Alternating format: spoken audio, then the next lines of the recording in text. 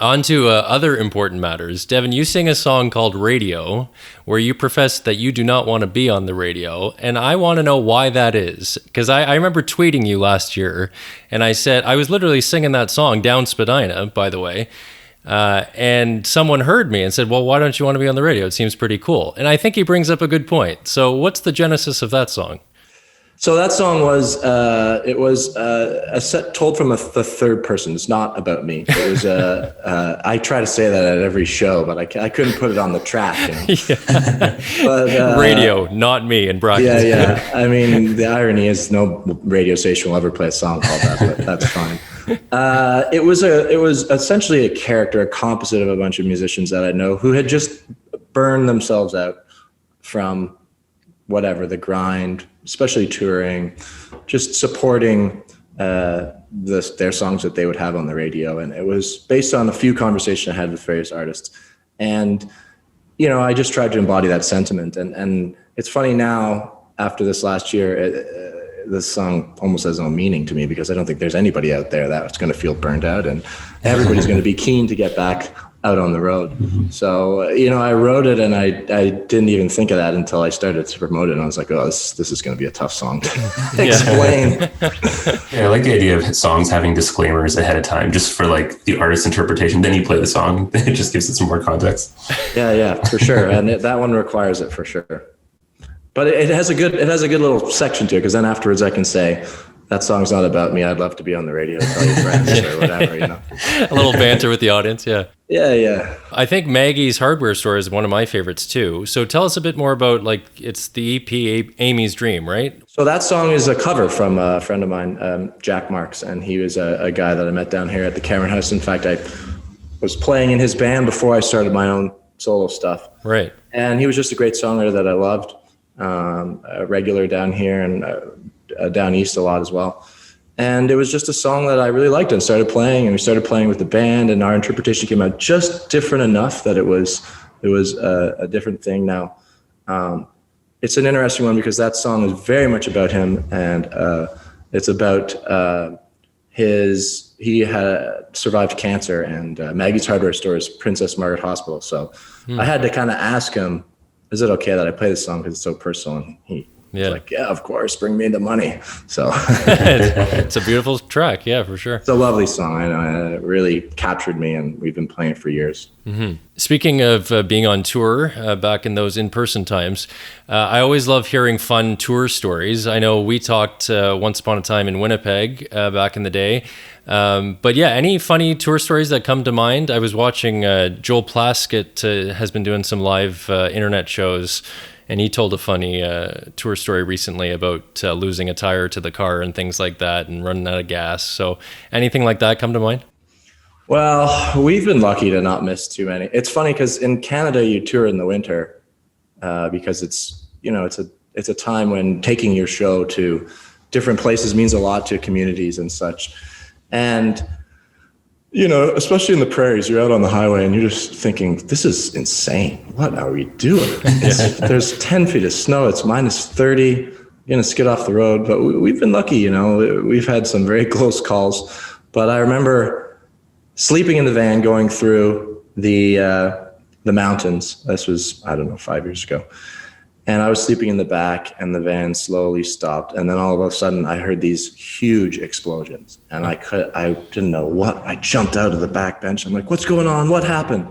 We had been stopped for avalanche control. So we all stood out. It was like a mountain pass around Rogers Pass. So we all stood out on the road, and we watched these helicopters flying over the peaks and dropping dynamite into creating little avalanches all here and there. And then they cleared the road, and it was a long time, it was about 5 hours.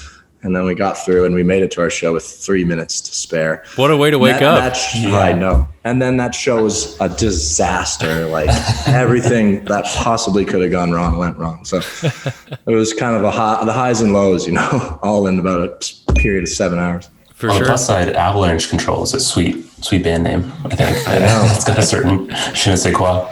I'm sure we said that in our 5 hours of watching the dynamite rain down. If you weren't a musician, Devin, have you ever thought of what else you would do professionally, like as a career? You know, I've worked in restaurants and bars. for a long time, and I was always kind of liked that side of the world.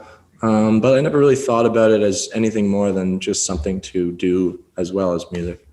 When I was a kid, I was really into animals, but that was zoologist, I guess, but I was like 10. So no, not as an adult. As a younger man, I didn't really think about it. I went to school for music. I pursued it as an education. So in that time, I was just more focused on learning and trying to become a better player. And I didn't really think about it until I started hanging out here and then started playing. And I never really had a backup, I guess. I mean, it would certainly be something in the bar and restaurant world because it's something I've been doing for a long time, and I've always enjoyed it. But I never had a backup plan coming up. I think with the animal interest, though, I think that could be maybe one of the summer outdoor shows next year is at the Toronto Zoo. Mm-hmm. You know, right? Come on. I came so close. I played Black Creek Village a few years ago. I was like, all right, next stop the zoo, you know? That's awesome. Any wisdom from your father, Jim, in this last year? How's he doing? Advice for you? Well, I think, besides general fatherly advice and the advice that I can get from him as kind of a long-time veteran of the music industry, I think that when this started, we were both kind of at the same point. It was like, what the hell are we going to do? And I think the one thing, I don't know if it was advice per se, but it was certainly something that I saw, and he was right away on it. He's like, okay, we got to figure this out. They got a set up in the studio so they could do live stuff right away. Within a month, they were doing virtual concerts, this and that. So I think that just find a way to work was the advice that I witnessed, not so much was given, but something that I was inspired by. And so I've been trying to do that as well. And a lot with him as well. We have a little family band set up with my brother and him. So we've done a bunch of live stuff all together and then all of our own stuff. So it's been good. I mean, I think I've been lucky, especially with that, to have kept relatively busy, whatever that means, in the last year. And I consider myself quite lucky for that. What was it like playing that Budweiser stage show? I was at that show with Blue Rodeo, Sam Roberts as well, right? As yourself? It was a big thrill. I've been going to that show my entire life. Like, I remember when the amphitheater used to have the turning, or I guess it was Ontario Place, the turning stage in the middle. Yeah. And they've been doing it that long, and it was a huge thrill to be a part of that show. And also everything was so familiar, like visually, until we got out on the stage. And then it was a whole other experience that was just incredible. It was a really great experience and so fun to be a part of. And, that's by far the biggest stage we've ever played. And it was great. It was a really very interesting experience because of the history of being in the wings or whatever. And then we stepped out across that imaginary line into, our own thing. And it was a big deal.